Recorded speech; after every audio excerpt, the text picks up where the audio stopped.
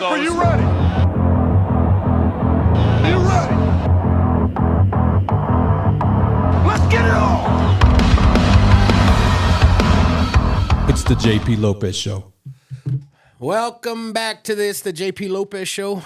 I'm back at the home front. Your old stomping grounds. Yeah, dude. I got it. While you're here, dude, I would have never guessed this would be my future. For real. Yeah. Never. It's crazy to think about. You right? guys, you and Ramos, sent that text and like, motherfucker, do you want to start your podcast? And it never occurred to me that this would be the path and what has become of it. It's 3 years, bro. Yeah, it's crazy, right? Yeah. Yeah. It's one of those things too. Like when we first started, it took me and Jonathan a long time. I don't say a long time, but it took us a few reps to get to know what we were doing. And it seems like with you and with Flams, both y'all just like out the gate, dude. And so we couldn't have picked better people to come and join us at the beginning and just to see where both of you guys have gone.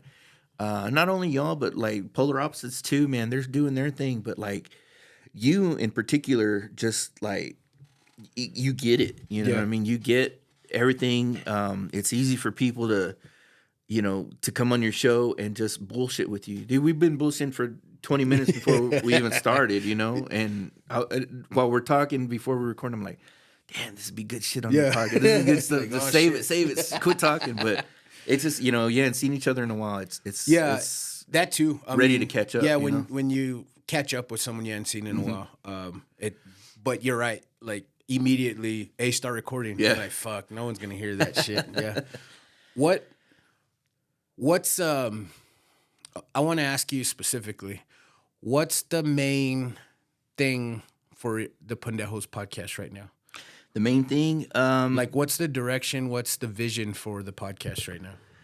Dude, I got to tell you, before you say anything, I have to tell you, it's never stopped being an enjoyment for me to listen to y'all's podcast. Oh, I appreciate that, brother. I appreciate it because sometimes, is you don't get immediate feedback. So it's like, man, didn't nobody like that episode, or did I, that wasn't very funny. And, a lot of the times we'll record and like, that episode didn't come out good. Yeah. But then you listen to it and it's like, oh, it came out good.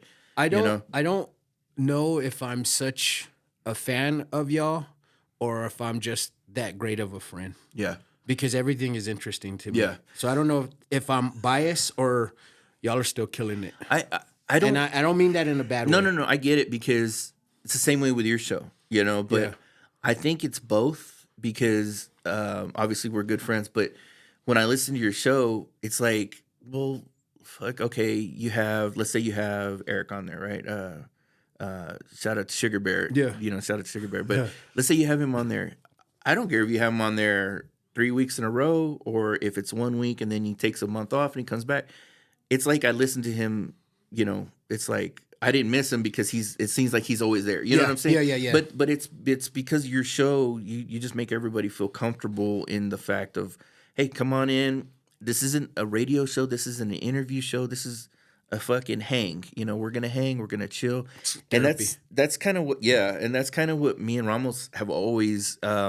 Not recently because it's been hard for us with our recording schedule and our personal life schedule to get guests in. Mm-hmm. So we haven't had a guest in a while, but it's hard enough for both of you. Yeah, exactly yeah. For our schedules to line up, and much less, and right now it's like, I get off of work at 11 in the afternoon. If Ramos is off, then we'll record during the day. If he's not off, then it's like, okay, well, we have to kind of get it as soon as he gets off, so that way I make sure I have enough time to get to bed. He gets home with the family, that kind of stuff. Okay, so that's the vision, is to keep making it work. So our vision was at the beginning when we first started was just to have fun, right? Like just to bullshit, get our thoughts out into the air, whatever. And then as we brought Flams on, and then we brought you on, and some other shows and stuff like that, it was like, okay, let's try to make this a business.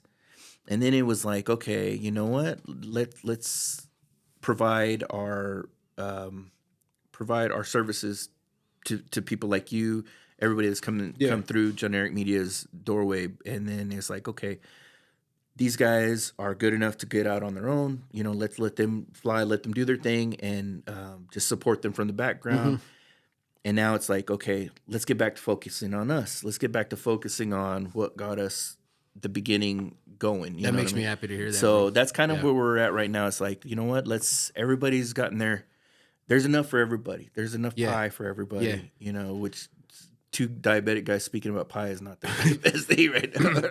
You guys, I wish there was a calculator or something, an almanac to go by. But I think y'all guys are one of the oldest Lubbock podcasts, right?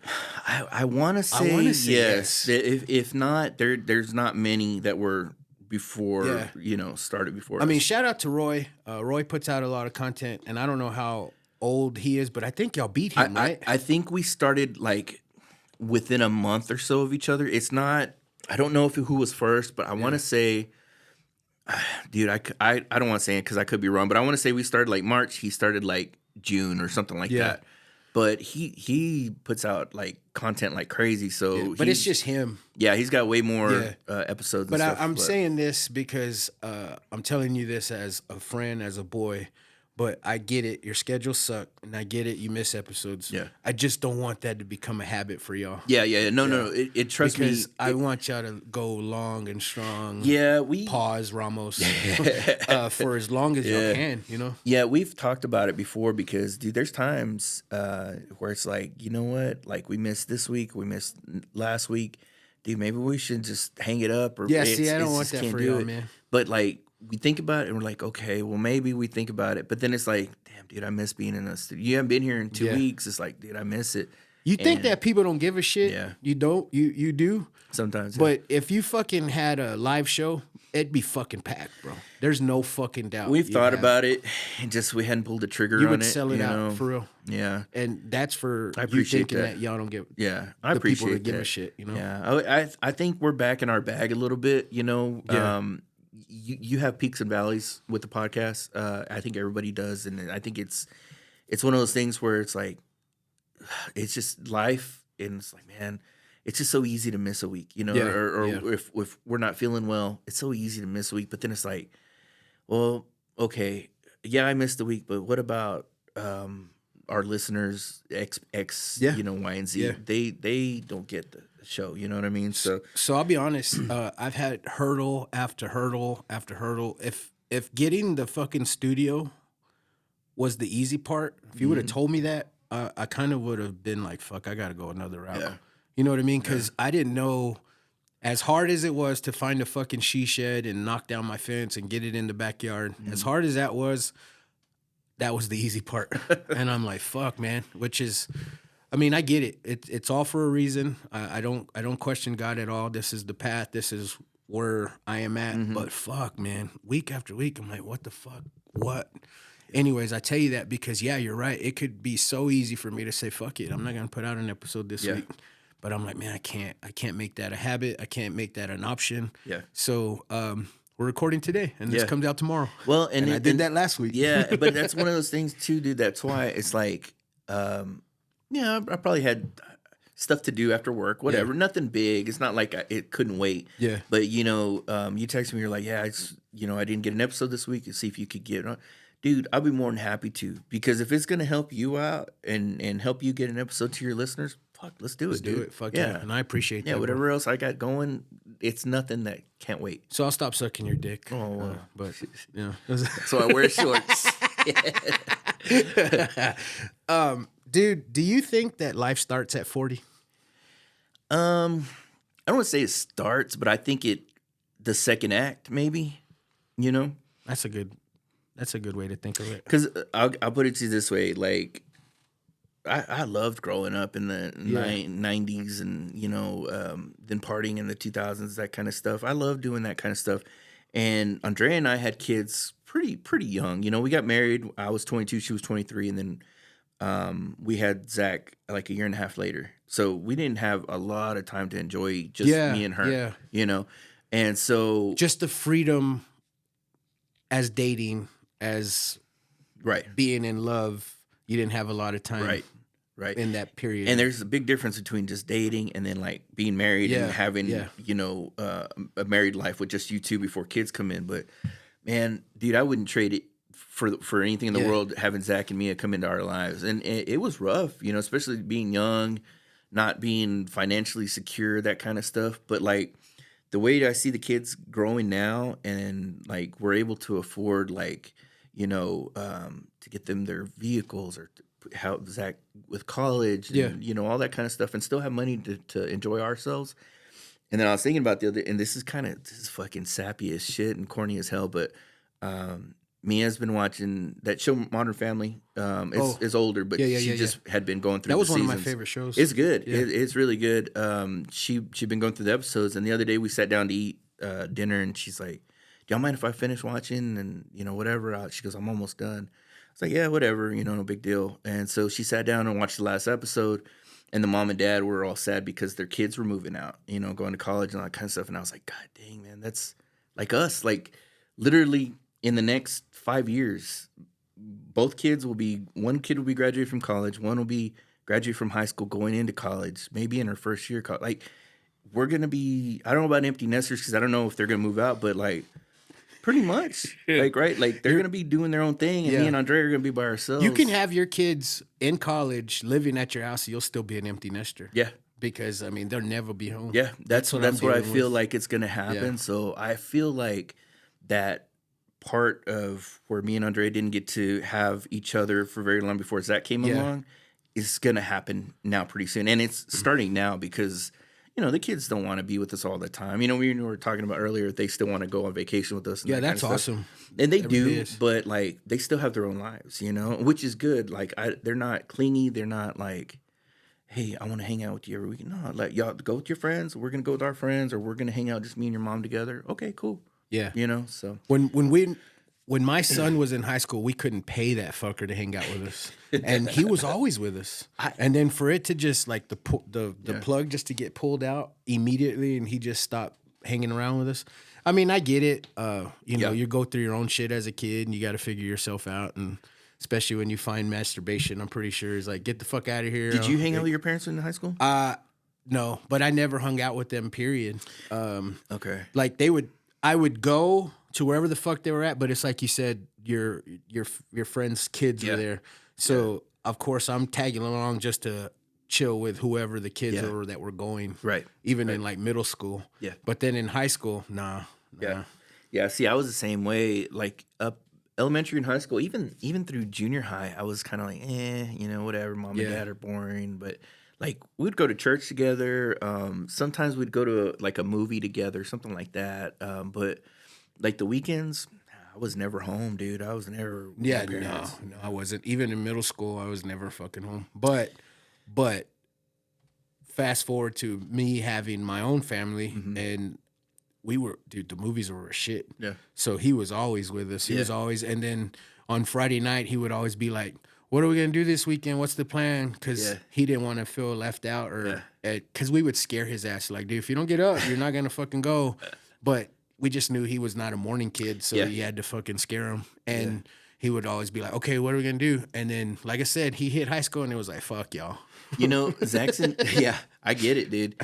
But Zach's, he's already in his second year of college, and you know what's fucking cool is, dude, Friday night SmackDown comes on. Dad, what are we gonna eat while we watch wrestling? He still wants to watch wrestling. Yeah, bro. The pay-per-views, you know, they're once a month or whatever. They're I never experienced that, man, dude. And it's one of my thing. Regrets in life, to be honest with you, is to never have my dad as a friend. Yeah, like he was never a friend to me. I think though, when we were younger, but the way our parents grew up, they weren't friends with anybody, like their parents, or you know what I'm saying? And so that's what they taught us. And I don't know, my dad was, I don't say he wasn't my friend, because me and my dad got along. Like we would go to like card shows, because we collected football cards, baseball cards, basketball cards, that kind of stuff. So like they would have card shows at some of the hotels or something. He'd take us to those, or we would go to the flea market on Sundays, and we'd buy packs of cards from the guy, and but see, stuff like I that. was into that shit You know, I loved cards. I loved all this shit. And it was my mom, bro. Oh, really? You know, my Okay. mom would take me to the flea market. My mom would buy those little, what are I said it earlier, almanacs. Was that where you look up the like the Beckett, value, the sports guy, the Beckett's, yeah. to look up the value of each card and shit. And we would go through each one of my cards to see if it was worth the shit. That's cool, dude. And it was my mom. That's cool. Playing sports, my mom was taking me to practice at all my games. My dad could give a fuck, you know, and I thought that, but it was, you know, I was a kid, but I didn't know he had to work his ass off. So I was going to ask you, was it because he was working? Yeah, or? it was because Okay. he was working. But in my little small kid brain, I was like, Dad don't give a fuck about what I do. And see, that's when I was younger. My dad worked Monday through Friday or Monday through Saturday. He was off Sundays only. Yeah. And so, like sports, it was like my mom saying she would take me or whatever. And ever so often, dude, when my dad would show up because he'd get off work early or something, which was very rare, dude. It was like, okay, it's time to show out. I gotta hit a home run. I gotta catch a couple of fly balls, just because my dad's in the stands, and that I ain't never gonna had to happen every worry time. about that, bro. My pops, I think Man. I think my first game ever that my pops saw was probably like my junior year in high school, and I had made varsity. Excuse me, I had made varsity that whole year, and I think he went to like one of the last games, and that was like the first game ever he's ever went to. Yeah, but It's man, it's I just a don't know. different culture, I Yeah, guess. it you know, really back is. then. Because like even now, like dude, like when Mia wrestled, it's like I was there every match. Yeah. You know, except for when they went out of town, either had to work or if I was sick or something like that. But let me ask you that's- this: both of your kids played sports in middle school. So Zach played. It's weird. He played tennis for a couple years, and he really didn't give a shit. He was good. If he that's what I was actually gonna ask. cared, Were they good? he was naturally talented. If he would have gave a shit about tennis, dude, he could have been like, you know, really Really good. good, yeah. But he just did it just to get his sports credit, and then he was done. But the funny thing is, he'll go play basketball and with his friends at the gym or at the park for hours. But he didn't want to play in school because he just doesn't like. Yeah. He doesn't like organized sports. I guess I don't know. I was a great athlete, but I was always on shitty teams. Like my whole athletic career, from like little league to middle Yeah, yeah. school to high school, I was a great athlete, but always on shitty teams. So I thought, and this I didn't understand this. I was asking you if they were good because I didn't understand this until my son was playing middle school sports, and I'd be like, I don't want to go. They fucking suck. You know what I mean? And of course, Yeah. in 7th grade football, you're gonna fucking Yeah. suck. But still, I thought that's when I realized maybe my pops was like, I'm not going to that game. They fucking suck. So maybe, you know what I mean? You were Like- the Barry Sanders of 7th grade football. yeah. But then my son was total opposite of me. Every fucking team he was on, they won. Yeah. So he was on the YFL Super Bowl team twice, and then he went to middle school, which is Irons. Irons was good. And then he went to Coronado, and they went deep in the fucking playoffs every year. So yeah, he was always fucking good. That's cool, dude. And then he played mob basketball, which how you said Zach was a badass tennis player. He was a badass basketball player. Like if he would have stayed basketball, it would have been a different story. Yeah. But he wasn't into it. Yeah. He was great at it, but he wasn't into it. And I tell you that because even his mob teams were in the championships. Like he was fucking good at everything. So it was easy for us to go to every game. Yeah. And maybe my pops was like, they fucking suck. I ain't going. I don't know, man. If I'm physically able to go to one of their games or their matches or whatever, I'm gonna try to be there with everything that I can. You know, there's sometimes when, like I said, it's either work or like, you know, health issues, something like that. But if I'm good, I'm going. You know, So I asked that question because, dude, I partied. 20s lived it up.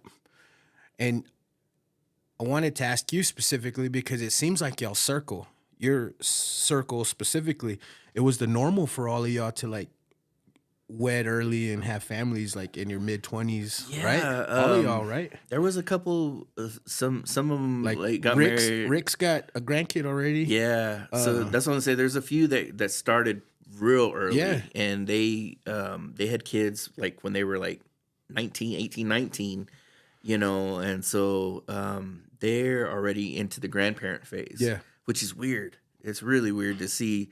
Like, Because I'm sure you have a couple of friends that are just now having babies. and they're like the same age as everyone. Yeah, You're either like, they're damn, just having they babies just started or kids and friends recently, with grandbabies. Yeah. So it's like, but it's weird to see this guy as a grandparent when I know some of the shit that if there were camera phones back in the 2000s. That's how we talk about our dads being a different generation. Yeah. We were in a different generation because I'm sure our kids don't know who their real dads were. Dude, there's times when like we'll be driving. You know who comes to mind saying that specifically? Zimmerly, bro. Yeah. I'm sure his pretty little daughter, sweet little thing, does not know who her old school daddy was. Have you seen? There memes on like Facebook and Instagram, but it's like a bulldog or like a Rottweiler, but he's like dressed up with little glasses, and it says something like, I'm low key now, but what I used to be a dog back in the day. Shit, that's Zimmerly. That's to a T, dude. He reminds me of that shit. Yeah. And I just said that last night, but I asked that question because now in my 40s, man, like I said, I partied in my 20s, and you could say, well, you live life in their 20s.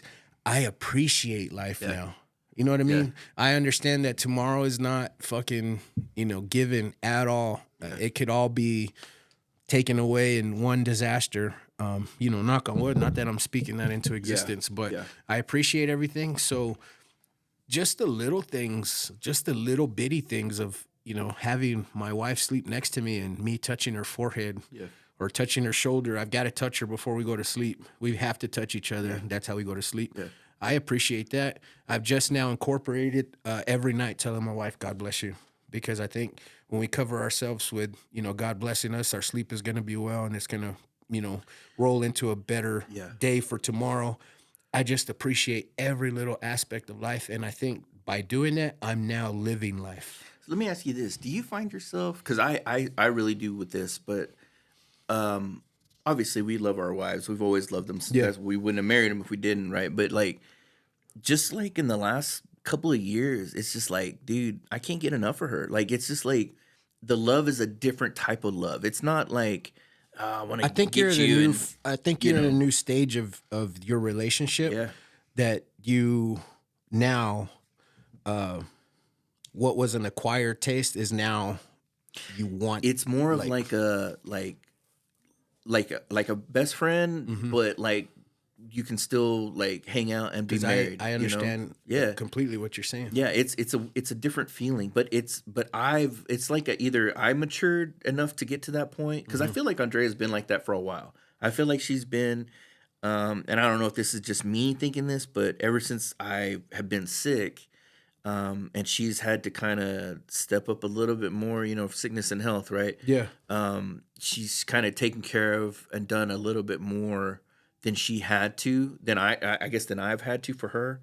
And don't get me wrong, if it was roles were reversed, I'd do the same. Yeah, for sure. Yeah. But I think she's matured a little bit more in our relationship before I did. But it just seems like the last maybe 2-3 years, it's just like, damn, dude. I look at her and it's like, how fuck am I lucky? How am I like, this is kind of sappy shit, but this is how I feel, dude. Like, I don't know how I got lucky, how I ended up with this, because she's funny, she's nerdy, she's an idiot, like she's lovable, she's everything that you want to check off in a spouse and a soulmate.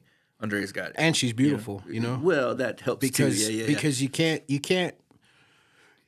Let's just be fucking real. Yeah. You can't love a woman that you're not attracted to. Yeah. You know what I mean? Exactly. So for her to be in her 40s and still be beautiful. Not tomorrow. Thursday's her birthday. She'll be 40. I'm gonna say she'll be 45. Okay, so and still be beautiful in our eyes, bro. That already is a blessing. And then what you're saying, how you feel about your wife is a fucking blessing, because I couldn't tell you the fucking number of horror stories that I've heard from my single friends, bro. And they're dating right now, and it's fucking. Could you imagine if you had to start dating again? These people that are telling me these stories, it seems to me like they could never ever obtain what we have in their whole life. Yeah. Because I don't know if it's the mindsets are different between the girls and the women and the men now, but it seems to me like they are not in it to win it together. Yeah. Both the men and the women are selfish. Yeah. Like, it's me first. Yeah.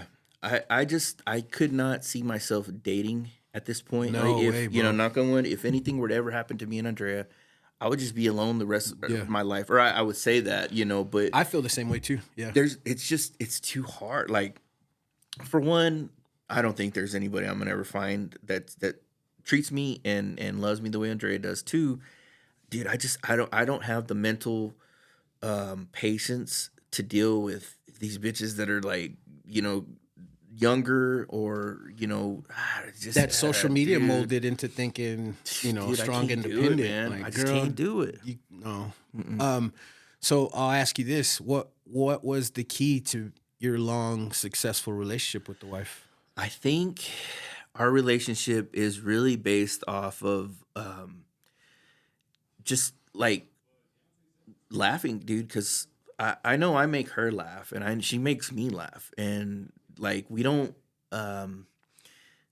we don't try to be cool around each other. Yeah. You know what I mean? Like, I'm not trying to be like, yeah, I'm some kind of sexual dynamo or I'm this kind of cool dude and I'm too cool to say I love you and I'm too cool to not take care of the kids or like this and that. Bro, Like, there's a lot of girls I dated that never Yeah. knew the real me. yeah.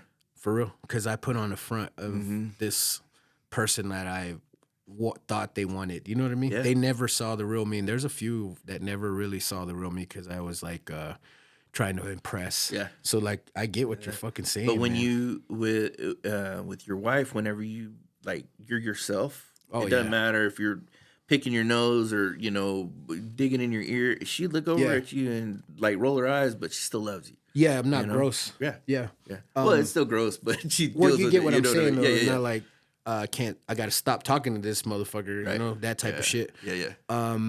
The key for us is two things: being friends for such a long time before we were even like in talks about dating, just being friends for such a long How time. long did y'all know each other? Fuck, dude. For Sorry to like, interrupt you guys. I say like at least 6 years. Okay.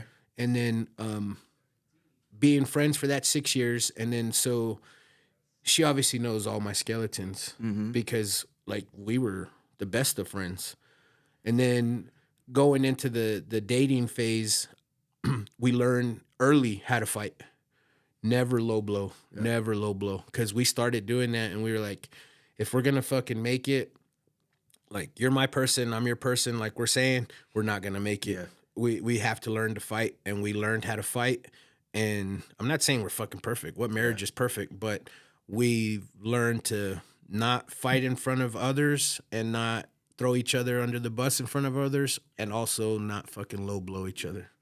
Because I think that you can say all this shit, right? And then I'm sure you have someone in mind that when you're out and they always cause a scene. Yeah. You know what I mean? Yeah. And I'm like, we're not doing that. We're doing that behind a closed door. You know what I mean? Yeah, we have fought in front of our friend group. We fought one time like balls to the wall. In 20-something years? Yeah, That's but, great. But dude, That's great. It was the most embarrassing thing. Yeah. Like once I calmed down and she calmed down, we were both like, "What the fuck? Like, what did we just do?" Like, you know, because when me and Andrea fight, like we fight, like we go, you know, hardcore, All kinds of like, fuck yous. Yeah, like it's never like low blows, but the fuck yous and assholes and stupid you know, all that Yeah, shit yeah. flies. But like when we're done, it's like we fight hard and then we love hard. You know what I mean? Wow. It's like I mean, and that's just how we are. We just have always been like that. We never like fight like real soft. It's like 0 to 100, both of us, and it's not just one; it's both. And then Andrea's very relaxed. She never really raises her voice except with me. Like we're the only ones. Like I'm the only one that gets You it. get her out of her comfort zone. Yeah, she's not afraid to you know let me have it. But yeah, dude, I try not to fight in front of them and with the kids, especially too. It's hard because But bro, y'all been together 20 years? we just had our 21st wedding So, anniversary. Yeah, One time out of 20 years, I think Yeah. still kind of up there with batting 1,000. yeah, we've had you know? some knockdown dragouts at home. That's and what I'm saying. Like, sometimes, never- and I'm ashamed. There've been a couple in front of the kids, but Yeah. like nothing to the point where like I'm, you know. Well, kids got to know you give a shit. Yeah, and they do. They and know that's fighting is like, oh yeah, you know, they give a Yeah, shit. yeah. Whether you want to admit that or not. Yeah, and it's hard when you have kids that like, especially the older they get and the more they start understanding stuff. You know, I don't want to say something that like my son's gonna be like, man, I don't want to go get married to if this is just gonna be like. But I think that you showed like you were just going in that direction. I think you showed your daughter what is true love and what it's like for a painted perfect picture of how a man's supposed to treat her. That's a good way to think. I never really thought about it like that, but yeah, you know, I just it's because my grandpa painted that picture for me. He showed me exactly how to love a woman. Not so much my parents because they worked opposite schedules. So my mom worked nights, my dad obviously worked days. So I only saw them together on the weekends, and then I was gone. You know, I was bounced. So a lot of their interaction, it really wasn't a great example for me to see, but I was always at my grandpa's house. I was always there. That dude painted the perfect picture on how to show me how to love a woman properly. Because, man, bro, he loved the shit out of my grandma, bro. Like, man, dude. Yeah. I don't think that kind of old school love has like really shown itself currently. It's hard. Yeah. Because, you know, we all say we love our wives, but like you said, in sickness and health, when they're on their deathbed and you're at that bedside, which I'm sure we will, you know, I'm sure we're not going to fucking, but he showed.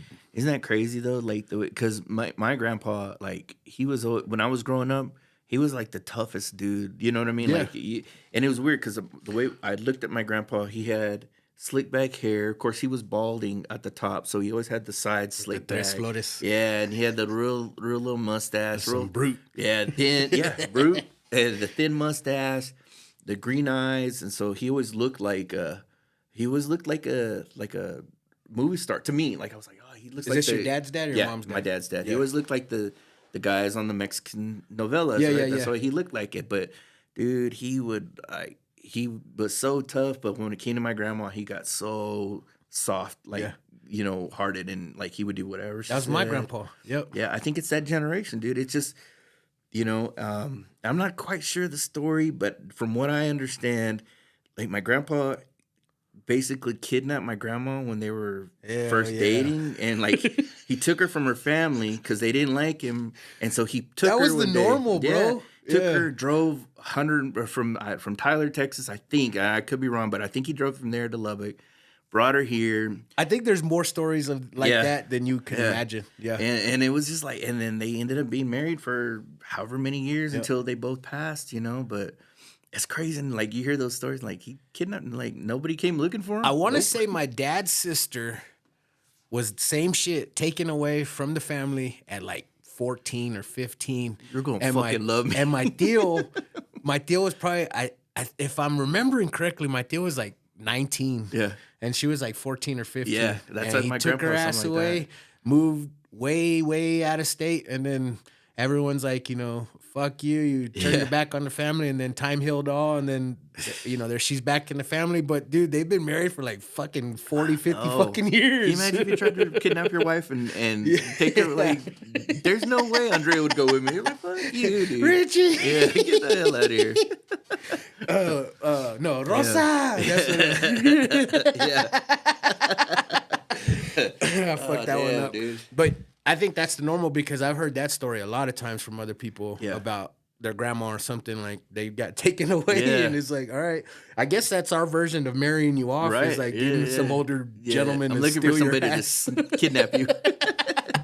You could never get out of my house.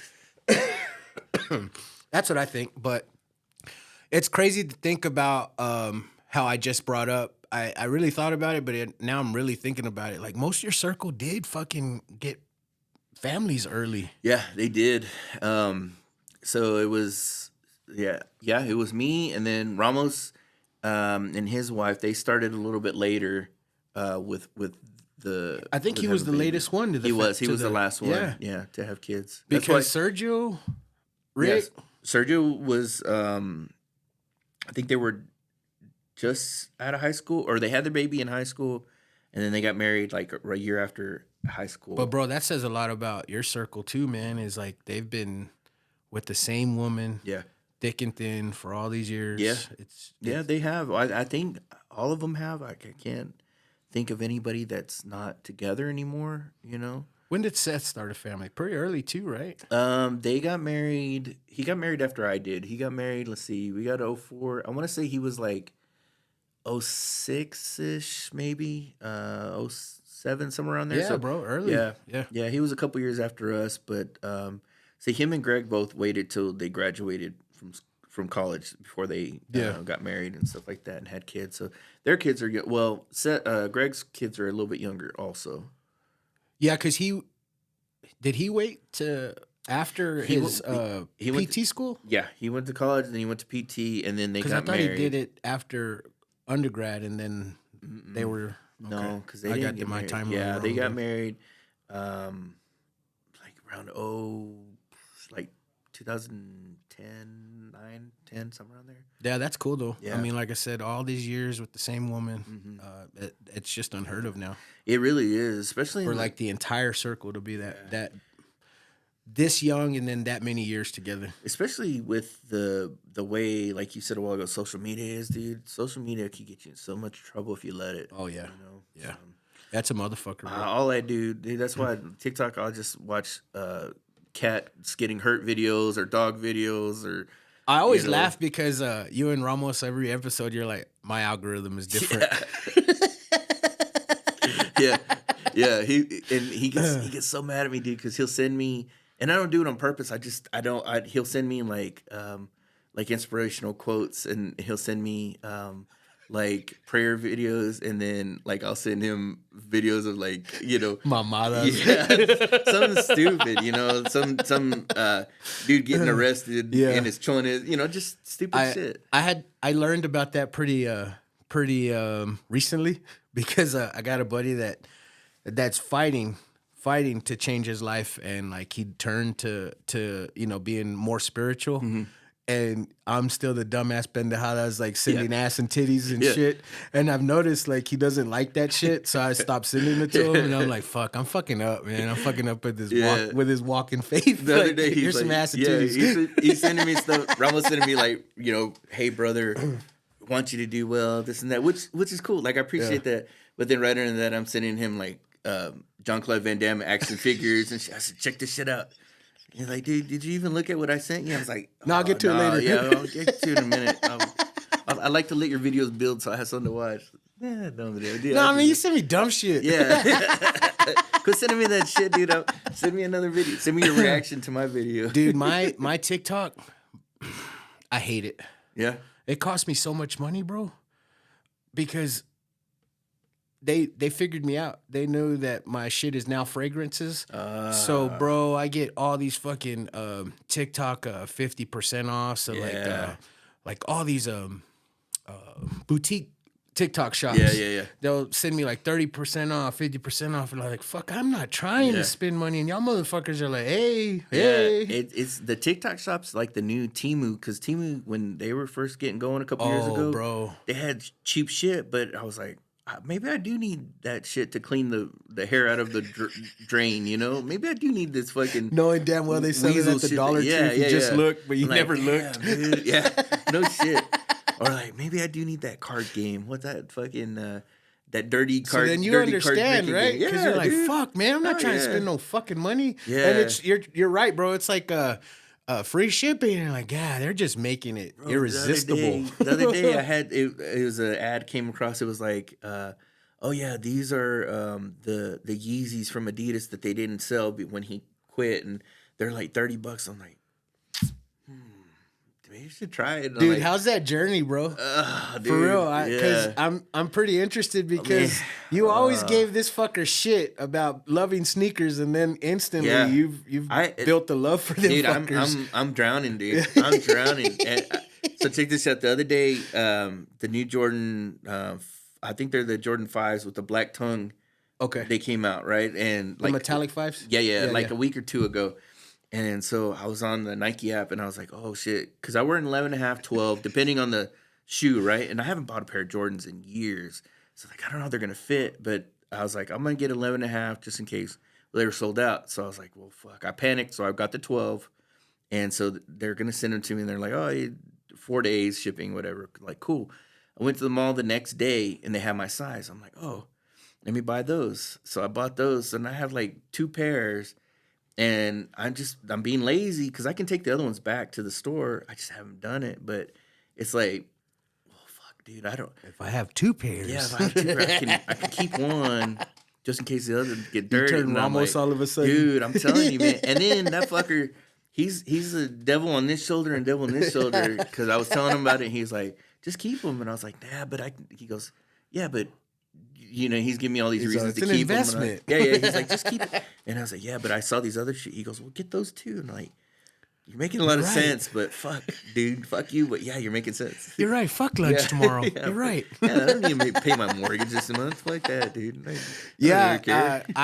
I really was proud of you when you posted those Huarache, the Bo Jackson Huarache trainers. That has been a nightmare, dude. Oh, really? Yes. So they didn't have them on the Nike yet, so I got them on Goat. Yeah. And so I ordered them. I hadn't gotten them, and I hadn't got no updates or whatever. And so I finally emailed them. I was like, hey, I said, it's been like almost a month. I said, you're supposed to be like within 2 weeks. And they're like, let me look into it. So I guess when they were going to send me, they were the wrong size. They had the 11.5, but they were, I don't know if they were women's. I don't know. It was the wrong one. Yeah. And they're like, we don't have them anymore. So we can either send you, we can refund you or we can wait and get another one. I was like, well, let's just wait. If y'all get another pair, nothing. I was like, man, fuck, dude, I need that money. Like, that's $200 that's just sitting there, like in limbo, right? And so I finally emailed them. I was like, just send me my money back. And they're like, well, we already sent your shoes out. I was like, oh, okay, cool. And so I get the shoes, and they're the wrong fucking shoe. Oh, they're not the trainer at all. They're just like an Air Max. I don't know. They're not even Huaraches? No, it was a completely different shoe. So I was like, well, I don't want these. So I fucking sent them back. And I told them, I said, hey, can y'all just refund? Dude, this has been like a month and a half of you just still back and got the forth. Refund? No. Well, I finally got the refund, but it's just been a month and a half. Like, I wanted those shoes so bad. You're like, fuck those shoes. Yeah, dude. I was like so mad. I was like, maybe those shoes are cursed. Maybe I just not get them, dude. So I haven't gotten them. But and now they're like an extra like almost $50 more than what they were when I first ordered them. You reminded me of my shoes, and I went to go take them out because I bought them. When I saw your video when they first came out. Yeah. And when you posted that, I was like, "Oh fuck, I haven't even seen them shoes." And I pulled them out of the garage, and I was like, "Man, these are so badass." I fucking forgot about them, bro. Yeah, I'm so hurt. But I saw your video, and I was looking at all those shoes, dude. It's memories, right, dude. Yeah. Like, I don't know if the sneaker culture will ever be what that was to us ever again, because I don't think so either. I don't think the kids like gave a shit like as much as we gave a shit. I think it's, in our middle school years. Yeah, but I think it's more like shoes are more accessible now. Because when we were kids, dude, my dad couldn't afford to go and just buy me a new pair every month or every other week. Or like I got one pair for school and maybe for Christmas, if then. And then I got like some beaters for the summer. Or you got Christmas money and then you bought the new sneaker. Yeah. Or I'd save my money like during the summer if I'd work and do shit. But like at the beginning of the summer, I usually got like some like just beaters that I could wear through the summer to just or I'd wear my old shoes through the summer. But then I don't know, man. School started and you see, oh, you got these, and then. Like you said, you only got one pair every year, and every year there's at least 20 coming out that you want. Dude, I'm so telling you. When, you get old enough and they all come out again, you're like, I want that shoe, and I want that shoe, I want that shoe. Yeah. And they become, I don't know, they're not a sneaker to me. They become part of my life, part of my fucking history, part of, like, art. They're just fucking art. I don't think, it's like you said, I guess you can easily obtain anything that kids never like wanted for nothing like we did. Like, man, I want that fucking shoe. Yeah. And I always tell myself, like, I'm gonna buy a shoe, I'm gonna fucking wear it because that's what shoes are made for. But then it's like, well, I wear my work shoes Monday through Friday, and then I only get to wear my nice shoes on the weekends. And it's like, well, I've got 20 pairs of shoes. I can't wear them all. You know what I mean? So like, it's like I pick one, and then I'm like, and I'm gonna wear those. Okay, next week I'm gonna wear those, but God dang, man, whatever I'm wearing, But like, what these you're are so saying, comfortable. what you're saying is like that's why they're art to me. Yeah. Because I know I can't wear them all the time at all. So I have them just displayed in the room, and I just go check them out. And I'm like, man, I remember I wanted this fucking sneaker. My whole fucking. I played out scenarios in my head. If I had that shoe, I would pull her. I would definitely pull that chick if I had that shoe. I'm not so deep as like what you guys. I'm getting there, but like I have in my bedroom, I have a rack with my shoes on there, and like I'll be laying in bed, dude, and this is so corny, but like I'm laying there watching TV, trying to go to sleep, and my eyes like dart over to my shoe rack, and I'm like, damn, those are some fucking sexy motherfucking shoes, dude. Yeah, like, God, dude. But you know what's funny? I was laughing because like I said, I saw your video and you pulled out the Billy Hoyles. Oh yeah, and dude, I wanted those so bad when I was in school, and you said something like, I can't wear it because it makes me dude, they're so tall, bro. So those Jordans, I put them on the other day because like I said, I hadn't had a pair of Jordans forever, so I put them on and I was like, dude, I have this much legs between my shorts and my shoe. I'm like, man, these look goofy as fuck on me, dude. And so I was looking in the mirror, and Zach walks in and he goes, "What are you doing?" I was like, Do I look like a midget or what? He starts laughing. Yeah, he starts laughing. He goes, "Yeah." He goes, "What happened to your legs?" He goes, "They got short." I was like, "Man," I said, "I think I'm gonna send them back." I said, "I can't do it." He goes, "Nah, just wear them with sweats. They look all right." I'm like, he convinced me to keep them, but I like, dude, I look like a fucking chump. Look like a cholo on Easter. Fucking Jordans are made for like 6'7" black guys. And here I am, a fucking 5'9" on a good day, Mexican kid. Bro, them Billy Hoyles, man, no joke, they came up to they're like boots. Yeah. And I tried to wear them with jeans, and I was like, man, I look like a fucking fool, dude, man. But I was like, man, these shoes are so badass. I watched. Because you pump the whole the side, top right? of Yeah. So did those come out before the Reebok pump? Or no? I want to say they did, because I want to say White Man Can't Jump came out way before the Shaq pump. So man, I don't know, but they're some badass shoes. And I think after I recorded that video and posted it, I thought about it, and I think those were the David Robinson shoes. I don't know. Not quote unquote like his shoe, right. I think but he wore those. Mm-hmm. Yeah, I don't know, man. I'm not sure. Because when I was in elementary and junior high and stuff, I would have a couple of nice pairs, but like, I bought whatever I saw on TV. Mm-hmm. So I don't remember. And David Robinson was my favorite player, but I don't remember what he wore. Yeah, I think they were those. Like, I had a pair of the Shaqnosis. I love those, dude. And I wasn't a Reebok person. I've always been Nike. But man, those Shaqnosis were top notch, dude. I freaking love them. And the other day, I almost pulled the trigger on the original pumps, the black with the white, the D Browns. Yeah, dude. I almost pulled the pin on them. You got a sickness, dude, bro. I'm telling you, you're getting like, it, bro. Fucking itchy thinking about it, but like, because we've all been there, dude. Me and Ramos. And Andrea's like, she's like, "Did you get a new pair of shoes?" I'm like, "Nope." She's like, "Are you sure?" I was like, "Well, they were new like a week ago." But when I was deep into sneakers, the wife hated me, bro. Because she was like, "Motherfucker, another pair." Because you're right, bro. Yeah. They're not like $30. No, I mean they're a couple hundred each sneaker. Yeah. And she's like, "Bitch, like, cut your shit out." And I'm like, "Fuck, I can't. I can't." It's hard, dude. And I'm because I'll now, like, I'll be on TikTok or whatever scrolling. Now it's like I go onto the Nike app, or I go onto the Goat app, or I go on to And that was immature of me, for real, legit, because they're. Early in our dating, we weren't that well off, and I was very much sacrificing a couple bill payments to use that money on some sneakers. Well, see, and when we were at that stage, like what you were saying, where we were, not in the best financially, we were again, dude, with kids too. Like, I wanted my kids to look nice, so I'd buy my son some Under Armour shoes or some Nikes or the Under Armour clothes. That was when he was little. That's what was big, was Under Armour, so that he was always Under Armoured out.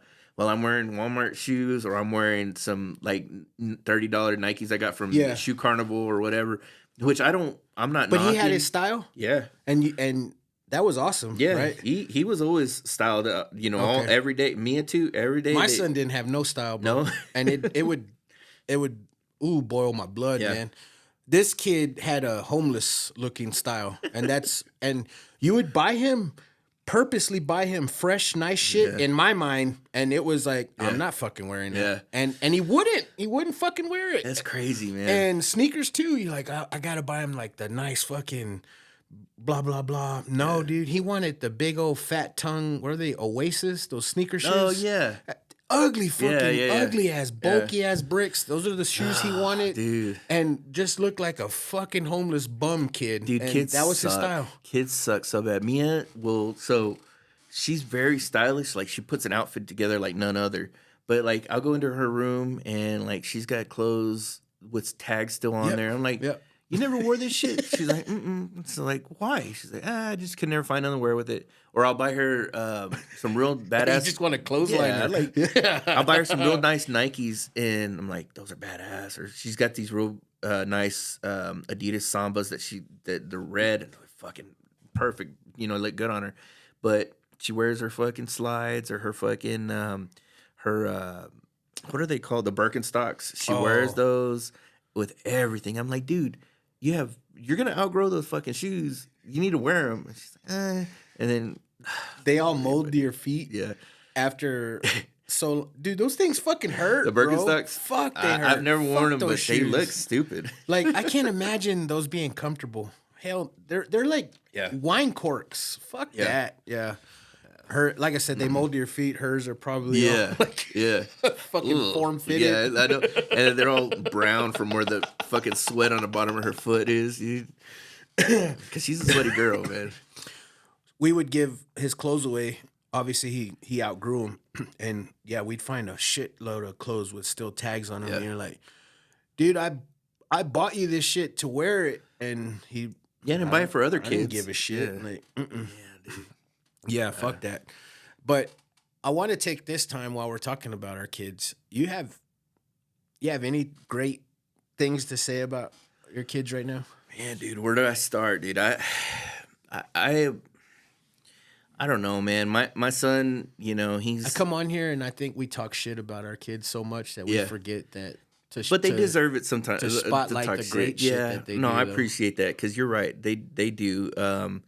Man, Zach, like I said a while ago, he's in his second year of college, dude. He's just I don't know, man. He's growing up into a young man. Like he's in that in between stage where like he's having to figure shit out on his own. Yeah, and he can't really rely on mom and dad to do shit for him anymore. And so, man, dude, I couldn't be more proud to have a son like him. He just, at the end of last school year, he did good in his classes. He did okay, but it wasn't where he wanted. So he took summer classes to get his grade up. So he took the same class and fucking aced it. I think he ended up with like a 98 in that class and brought his whole average up by like 10 points. Bro. I mean, and he could have taken the summer off, been good with his grade. Mm-hmm.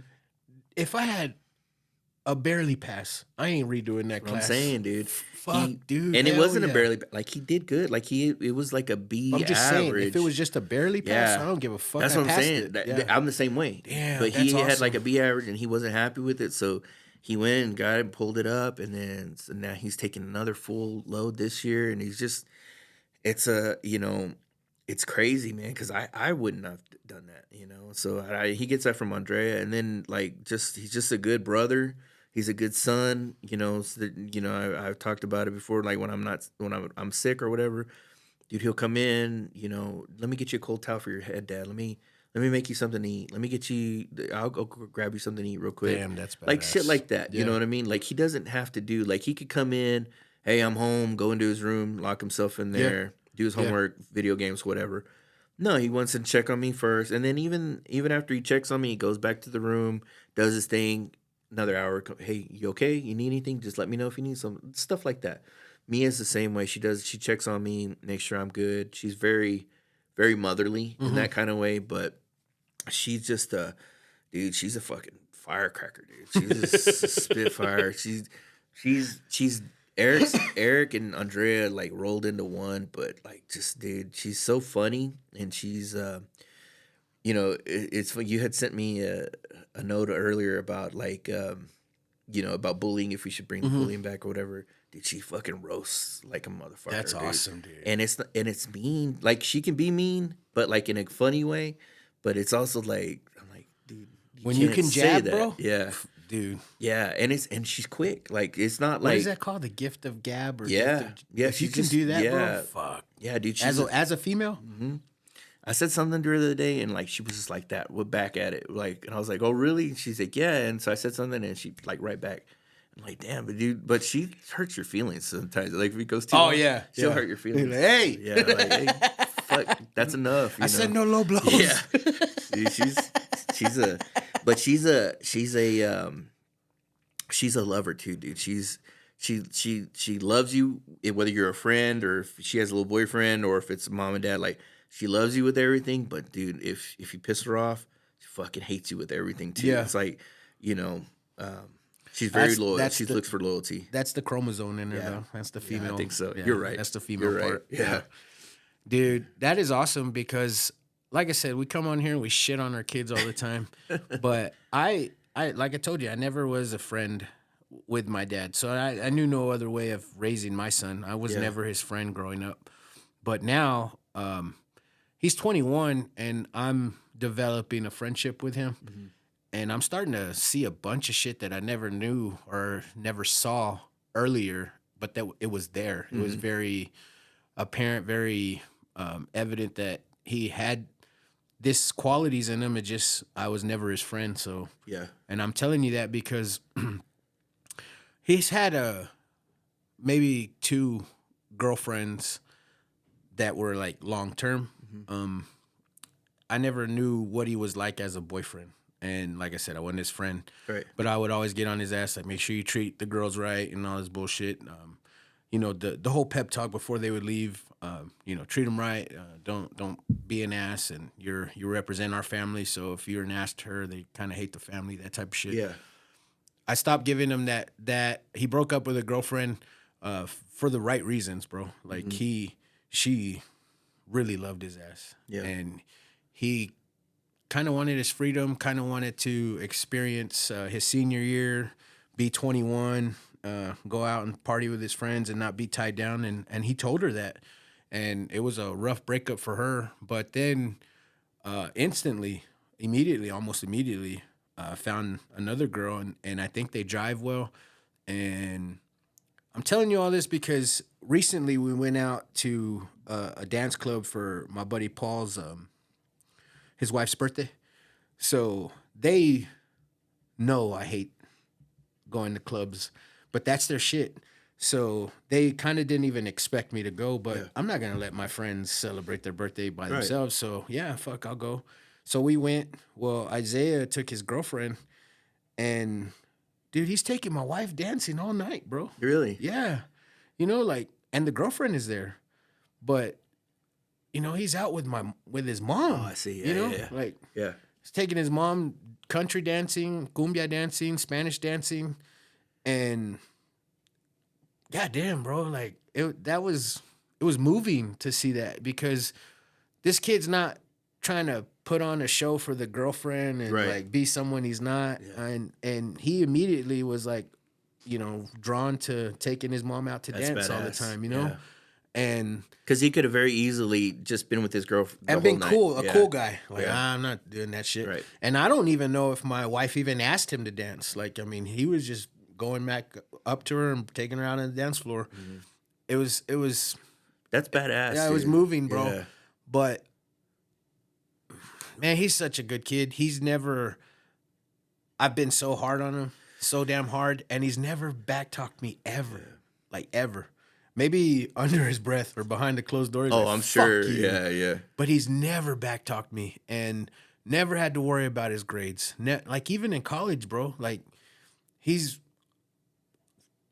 academics were so easy to this fucker all the time. It amazed me that how very little he would try to get good grades. And then now that he's at Tech and he's like really fucking trying, this is not a side of him that I've seen before, but he's struggling and he's getting tutoring or whatever. And he finally fucking passed chemistry. I think he took it twice, passed it with the tutoring or whatever.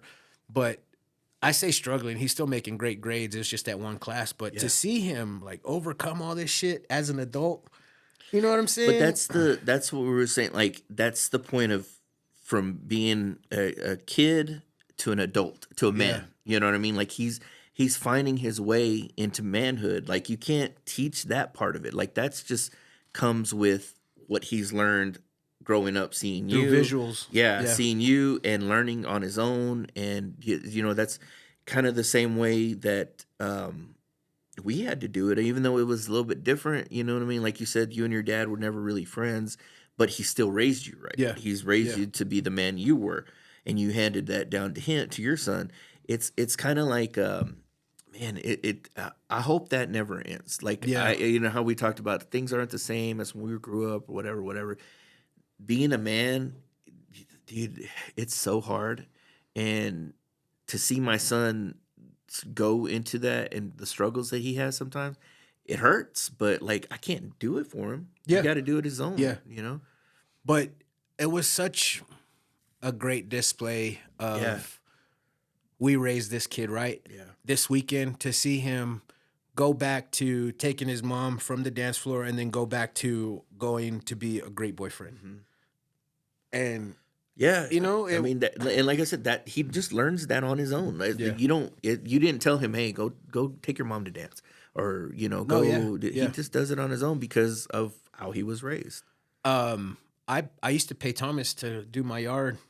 You know, support your friends that you know come do my yard.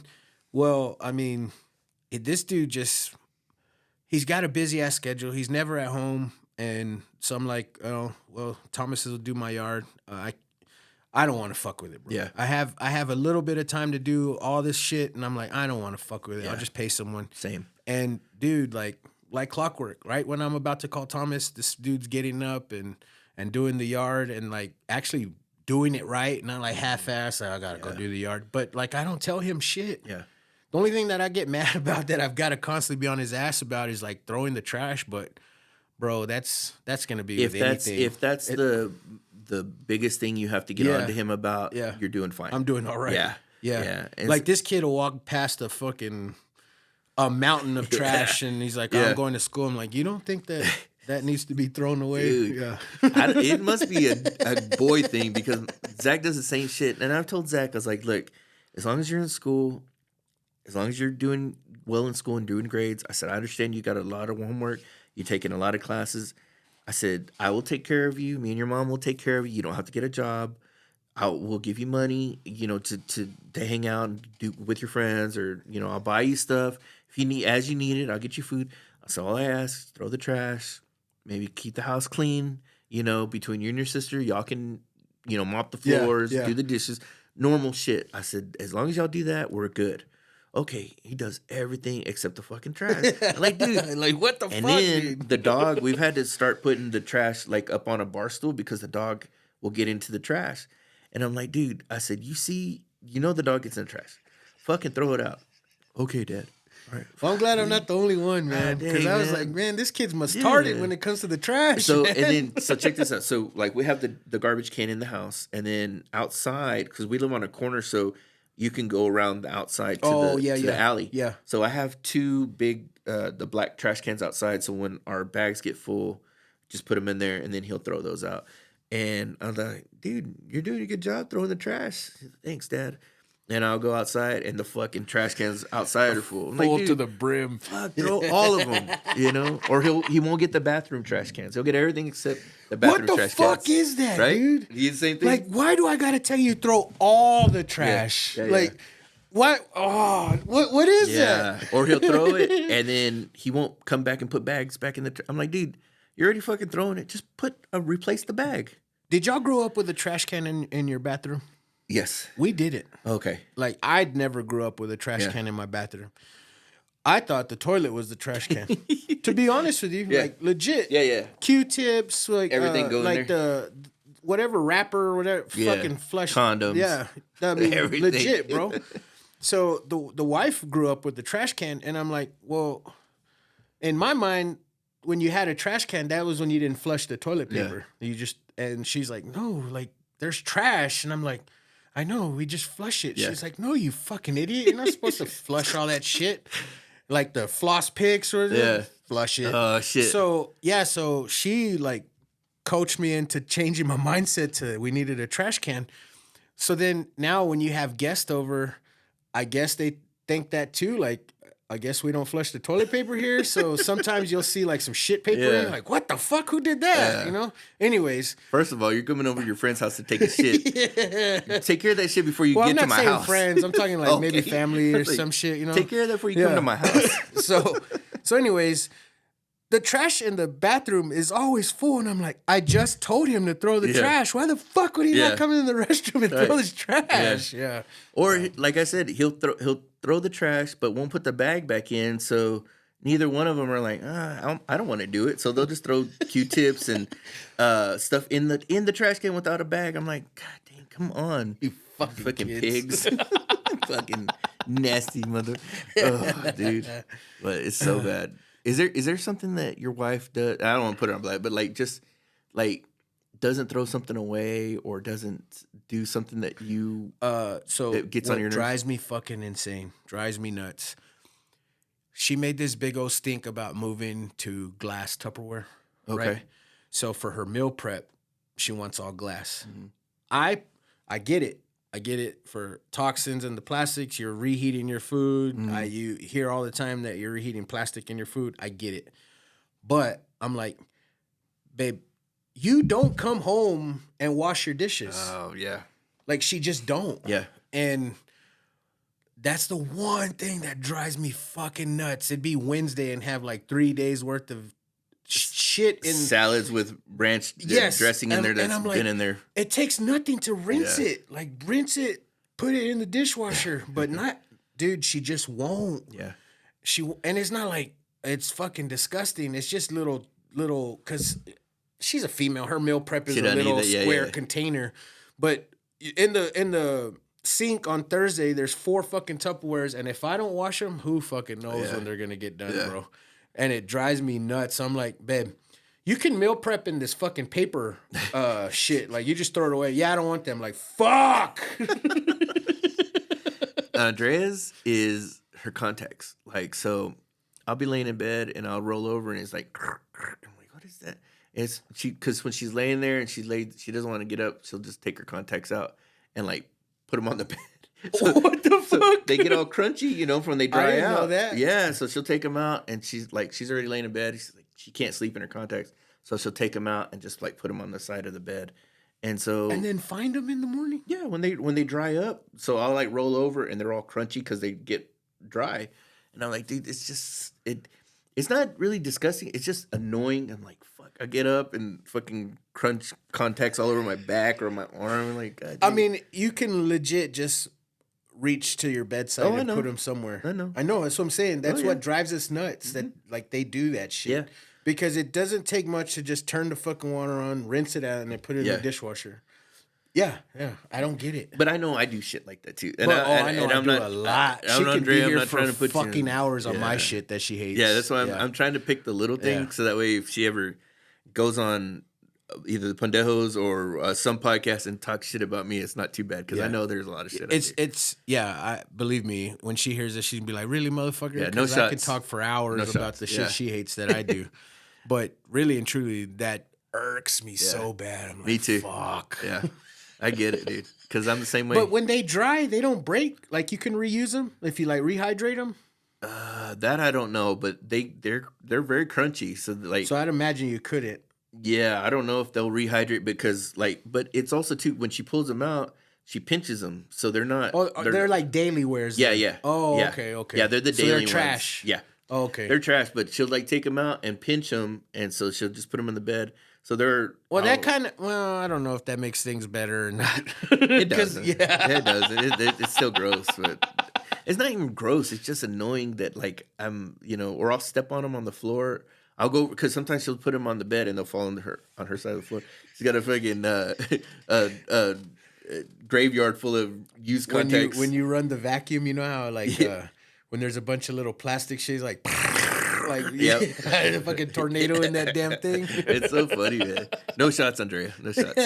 Yeah, we love you. Yeah, we love you. Dude, no shots. Oh, dude. Yeah, dude. Well, man, I appreciate you, man. I really do. Thank you for having me into I love coming on here in whenever. the home front. Yeah, absolutely, dude. This I always say like John Eric's my home front, but this really ain't. We started in that other fucking room. If we could have that one back, like man, legit, dude, it was just a fucking table. You know what I mean? I know, a table, and then we upgraded and got the TV. That's it. And was it that table or another one? No, we had one, right? that one with the glass in the middle. Remember that Ramos had took the glass out of it. It was a long like dinner table. It was? Yeah, he had the dinner table and it had like to begin with, the very beginning. Remember it was just it was a table like that was the first one. Yeah. No. Actually, it was another one like that. We had the two recliners, remember? And that couch. And we had the little table between us that had the Procaster. That's right. And we had the mics on those. Yeah, arms. I used that one because that one had a 4-seater rather than the two recliners. Yeah, that's why I was always at the table. Yeah, we started moving the Procaster over there, and every time you would record, and then it just got so much. We just started using that long table. It was better for everybody to. I remember that one. Yeah. So that was the home front in that other office. Yeah. That one was Crazy, cool. man. We had a sink in there. It was right across from the shitter. Yeah, I don't know. We had that sink. What that sink was for, but to wash my to wash your bourbon cup. But it was nice to have that restroom right across the door. Yeah, man. You want to plug and promote anything? Man, just y'all check out the Pendejos podcast every Friday. With the asterisk by every Friday because sometimes it doesn't. But most Fridays, like 90% of the time. But y'all check out everybody, Generic Media. Shout out to Donnie Flamingo. Shout out to Andrea. She's having a new episode this week. She hadn't had one out in a while, but she's got a new one coming out this week. Shout out to Let Me Find Out. Our boy Zimmerly always got some good stuff going out there with him and the Dogfellas as well as their podcast. Shout out Polar Opposites. Shout out to you. I really, when you asked me to be on the show today, I was like, yeah, cool, we'll go to there. And then, the more closer it got to the time we were going to meet, I was like, man, I was getting more excited. It's therapy, dude. It really is. And I don't get a lot of time to, usually I'm the one in your seat, or if it's me and Ramos, we're bullshitting back and forth. I don't get a chance to kind of just, talk about what we talked about. So I really appreciate it, man. It is nice to do this. I think we can seriously talk about serious topics and still fuck around. Yeah. You know what I mean? Yeah, for sure. As opposed to, y'all's podcast is complete fuckery, which I enjoy. I enjoy it and I love it. But I think that, you come to a different show and it's a little different where you're talking more about serious shit, but we're still fucking around. Yeah. That's what I kind of like about my show. We can get into the funny shit and then we can have someone crying in a little bit. Yeah, no, man. This is the perfect show for what you do. It works exactly the way it should work. Yeah. And I love it because you can have Mr. Is on there and talking about, the comedy scene. And then you can have somebody come on like I don't even know. I can't think right now. But you have somebody come on that you've known for forever, since y'all were little, and just talk about the good old days. And then you can have somebody that comes on that never had that just y'all talk about. It's like you said earlier about Eric, and Eric brought this to my attention, but he said that all my friends have came on to my podcast and they've developed a character for themselves. Mm-hmm. So people are like, oh, he's on the podcast. I got to listen to this episode. The faithful, not the faithful listeners, but like, oh shit, he's on. I'm going to listen to that one. Yeah. And he's like, yeah, we each one of us have become a character that I guess people will be like, oh, I want to listen to that one. Yeah. So in a way, I think that's great. But you're right. I love just to come on here and just be therapeutic and just shoot the shit. But you say that people have a character or whatever. Yes, that character shows up, but then maybe halfway through that character kind of goes away sometimes. Yeah, and you get that real person that normally you wouldn't, peel the layers. Yeah, that normally wouldn't talk the way that you talk with him. That wouldn't show that softer side. I don't say soft. Maybe that's not the right word, but. They wouldn't open up as much as if it was like just you and them talking. Yeah. You know what I mean? Yeah. Bullshitting. The podcast, for some reason, brings something out of somebody, out of everybody. You know what I mean? It's a weird thing, and it's like, I know you understand what I'm talking about. Yeah. It's hard to explain to the listeners and your viewers how it is, because unless you're there doing that, it's hard to understand. But it does bring a different side of people out. You know. You know what's crazy is like people are listening.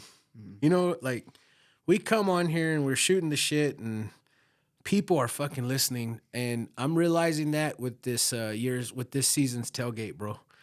People are like stopping by, like, oh shit, and like stopping by. And That's awesome. And I don't even know how to say this without fucking sounding like, oh, look at me, but they're like, hey man, you mind if I get a picture? And I'm like, yeah, man, fuck yeah.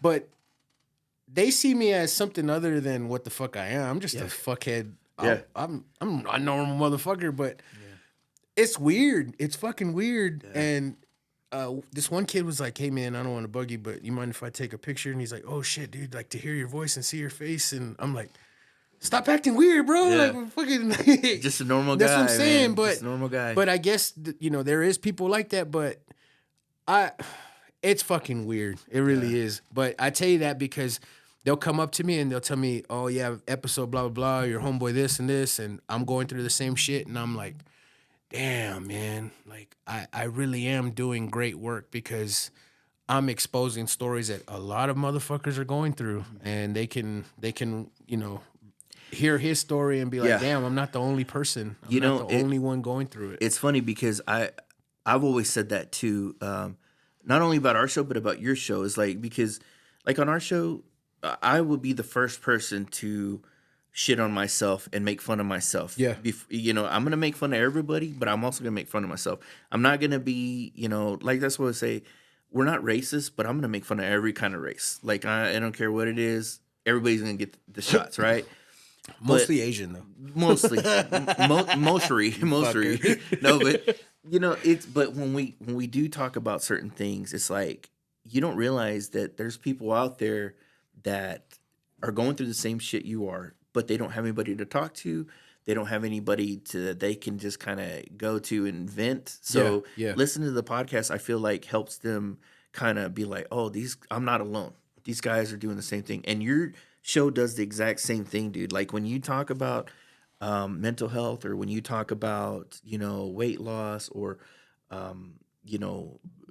medical issues, all that kind of stuff, there's people out there that are going through the same exact shit, but they don't have anybody to turn to. We're lucky that we have each other to turn to. You have your wife, I have my wife, I have Ramos, we've got other friends. All our little circle, we can turn to any of those guys. Yeah, for sure. But some people don't have that. And when they listen to you on the podcast every week, that's their therapy. Yeah. Is to get that message out to somebody. Is fucking it's what you're meant to do, And I totally understand what you're saying. It is helping people, but to hear that, like, because you have it, we're helping people, but to have people come up to you and be like, dude, but that's the point. That fucking hits home, man. That's the point. And it's you don't so hard know. not to cry, like, hey, man, yeah. But that's the point. You don't realize, like we're talking about, I would do this and that. But when somebody comes up to you and is like, hey, man, I love your show. This is, whether they say, oh, episode this and that, just for them to acknowledge your show and say, hey, I listen to you. And I don't know who you are. I've never met you in my life. Yeah. But I appreciate it, And that kind of is weird too, because you don't know these people, but they know you. Right. Because you come up here and you're an open book, and you, like you say, you shit on yourself. And everyone knows you, but you don't know anyone. Yeah. Yeah, but it's a good way to start knowing people. Yeah. And I don't ever, and Jonathan gets, like this too. He doesn't want to say like fans, because they're not fans. They're listeners. They're listening to our show. They're supporters of our show. I love it, dude. Sometimes I'll get random like DMs from people that listen to the show and be like, hey man, I know you don't know me, but I was listening to your show and this is what I think of this that y'all talked about, or this is what I think on this subject. And I'm like, dude, that's exactly what I want, is like interaction, because you know, I need I to don't want start to feel texting you more. Yeah. For real, because I fangirl every episode with Ramos. Oh yeah, dude. I need to include you in that. I appreciate it, man. Because every episode I'm like, oh yeah, you fucked up on this, or oh no, it was this one. And then, because it drove me nuts, because on y'all's last episode, when he was like, for good times, I was like, it's cheap times, fool. It's fucking cheap times. Ramos is very, like, he knows what he says, but then sometimes he says the wrong word, like the phrase wrong. Yeah. And I'm just like, is that it? Maybe I got it wrong. You know, so I won't correct him. So I'm going to include you in the thread now. Okay. Because like I said, I always fangirl every Friday night on y'all's episodes. Yeah, I appreciate that, man. I really do. You don't know how much that means to me, because it could be something like, you know, I've heard everything before. I won't listen. You know, I can tell them I'm listening, but I don't. But for you to say that, I really appreciate that. I do, man. Like I said, shout out Donnie Flamingo, man. That's another guy that supports Lubbock, man. Oh yeah. He fucking knows every Lubbock artist, everything Lubbock. Without showing his face, too. And like actually watches it. Yeah. Because he'll talk to Roy. He's like, oh, I heard you say that and blah, blah, blah. Or he'll talk to a guest and like, oh, I saw that. And I'm like, damn, Donnie fucking supports Lubbock, bro. Dude, he is a flamingo, but he's a chameleon, dude. He can listen and have a conversation with anybody that comes on his show.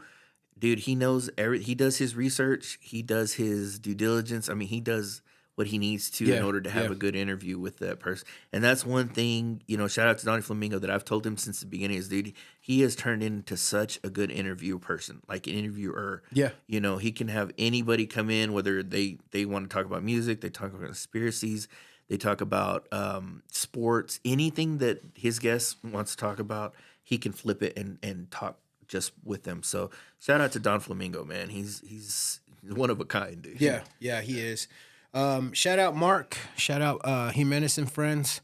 Love that place and love him, man. Him and Mike are awesome people. Everybody that I put on to Jimenez, I'm like, hey, tell him JP Lopez show sent you, man. Because, dude, they do so much for the community. Yeah. Shout out Luz and Cuevas Drive-In. Love that dude too, man. He puts on for the city too. Shout out Aaron and Bubba and Bree. I don't give them enough of the flowers that they deserve too. They put on for the city too. They're OG supporters of all of our podcasts. Yeah. You know, they've been there since the beginning. So shout out to like Bubba I just made a joke. You know, just a joke. I was like, yeah, they don't have the JP Lopez sandwich yet. Like, just a joke. And this dude's like, fucker, you've never told me what you want to put on it. And like, he was serious. And I was like, dude, I was just joking, you know? That type of friend. Yeah. You know what I mean? That type of friend. He's a good guy. Him and his wife. They are. Shout out to both of them. Like, great the people. Matas. Yeah. They're brothers too, bro. Yeah. They're fucking crazy, bro. Yeah. Good times. They come out to the tailgate. He's got a spot next to us. Oh, that's cool. Yeah, they're there all the time too now. Cool. So it's cool to catch up with them. But if you could please, guys, once again, please help me spread my wings and fly.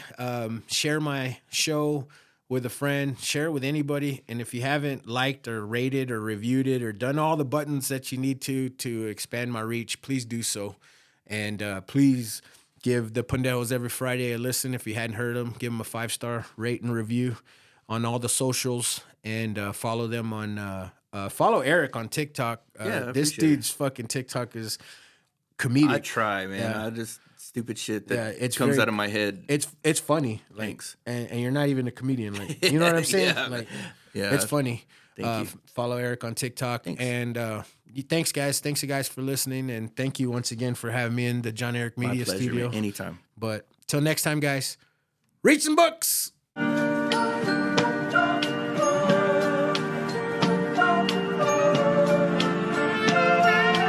Cloud City.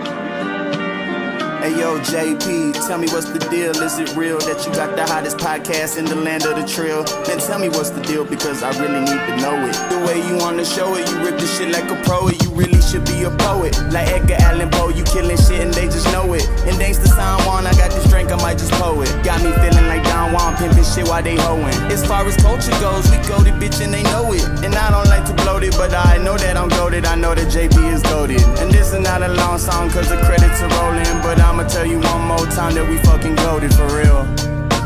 Best podcast for real. Man, what's the fucking deal, yeah?